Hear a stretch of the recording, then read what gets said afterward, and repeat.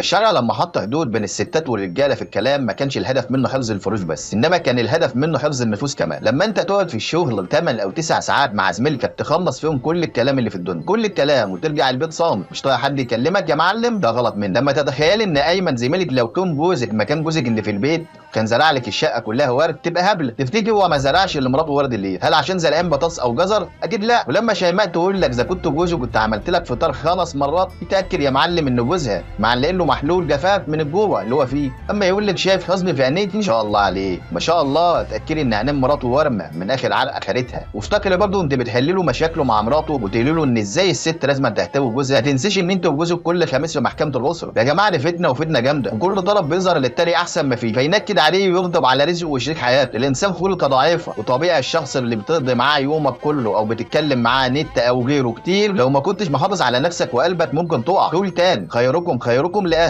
يعني ايه؟ لاهل بيته اللي بيشوفوا منه كل جوانبه السيئه وصابرين عليه، مش لزميلتك اللي بتقول لك انت ازاي كده. الاخر والله كل الستات واحد وكل الرجاله واحد، اللي بيفرق هو الدين والتقوى. اذا كان الانسان ست او راجل عنده دين بيتقي الله في الاخر، لكن اذا كان الانسان لا يعرف الله فافعل ما شئت فكما تدين تدان، تلك حدود الله فلا تقربوك. تحياتي.